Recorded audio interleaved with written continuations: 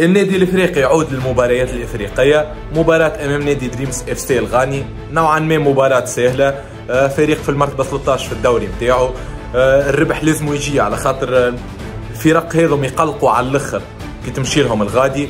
سورتو انه من بعد عندنا زوز ديبلاسمونات اللي هو نيجيريا وبعد انغولا. ان شاء الله الربح موجود اليوم 3 بوان. يلا نتعداو الاجواء ما قبل المباراه. تشكيله الربح كالعاده وليش خونا المنظر. السلام عليكم ورحمه الله. جماعه تشكيله الربح وينك اخوي؟ هاي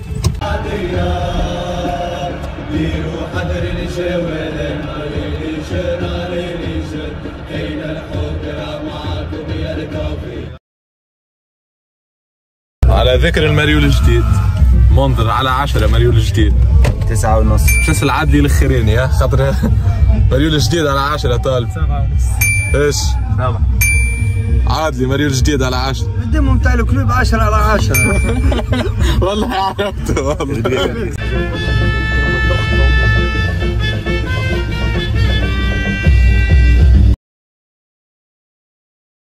يلا كوريكت سكور المهم شاي طالب. دزا بلو. انا 3 بليش هاي.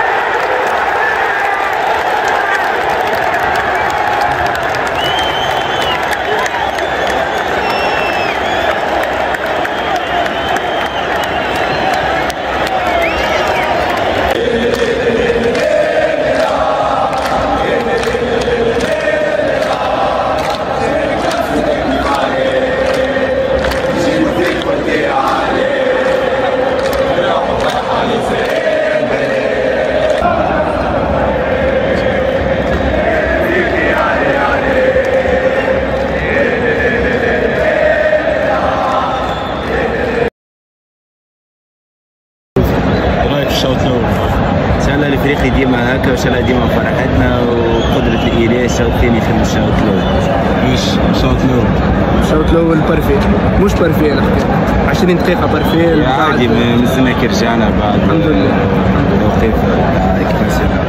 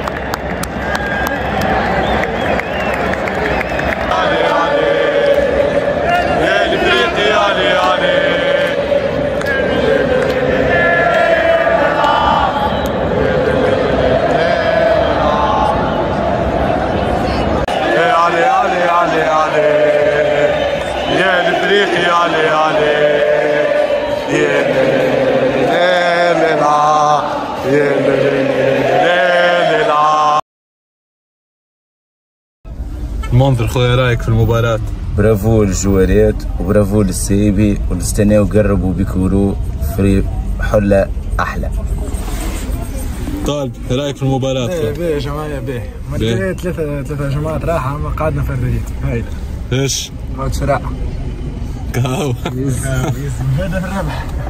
3 نقاط للنادي الافريقي، الربح يجيب الربح. مانيش باش نحكي برشا عن المباراة، الحقيقة مباراة كانت باهية بالرغم انه ناقصين وسام وناقصين غيث، لكن الحقيقة الحاجة الباهية في المباراة اللي صارت انه جمهور النادي الافريقي، جمهور النادي الافريقي ورا اللي هو ما نسيش القضية فلسطينية، زوز دخلات بالحق معناتها كرياتيف على الاخر وحاجة ياسر مزيانة معناها وراوها. انا اخويا بتلمون عجبت بالدخلة ذي اخويا، خرجتها وحطيتها هكا. احسن حاجه اخويا عملوها صارت في المباراه هذه، زوز دخلات تاع النادي الافريقي. يلا ملتقانا في المباراه القادمه.